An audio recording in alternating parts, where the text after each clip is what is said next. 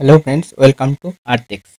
এই 2025-এরই এপ্রিল মাসের 22 তারিখে পেহেলগাম অ্যাটাক হয়েছিল, যেখানে পাকিস্তান থেকে আসা এবং পাকিস্তান মদতপুষ্ট জঙ্গিরা নির্দোষ ভারতীয় সিভিলিয়ান যারা বেড়াতে গিয়েছিল তাদেরকে অবলীলায় হত্যা চালায়। এখানে মোট 26 জনের মৃত্যু ঘটে ভারতীয় পর্যটকদের। তারপর ভারত সরকার ইন্ডিয়ান মিলিটারি লঞ্চ করে অপারেশন সিন্দুর।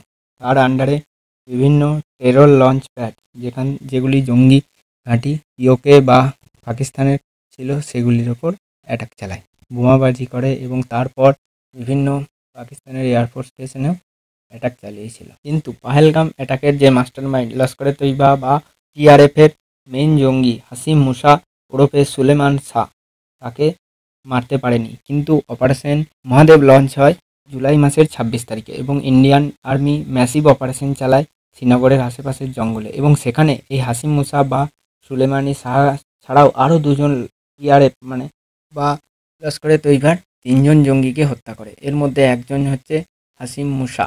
তো এটি একটি বিরাট বড় সফলতা।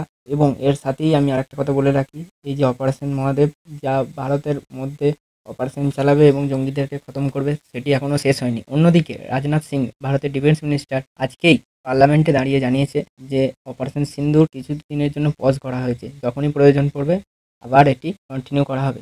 এবং কোনোভাবেই আর জঙ্গি হামলাকে বা জঙ্গি পাঠিয়ে যে বিশৃঙ্খলার সৃষ্টি করে বিভিন্ন ধর্মীয় যাত্রায় পাকিস্তান, তার কোনোভাবেই সহ্য করবে না। এরকম হামলা হলেই আবার অপারেশন সিন্দুরকে রিজিউম করা হবে। তো এই ছোট্ট ইনফরমেশনটি আপনাদের জানাতে পেরে খুব ভালো লাগলো। আর এরকম ভিডিও আরও পেতে চাইলে চ্যানেলটা অবশ্যই সাবস্ক্রাইব করুন। থ্যাংক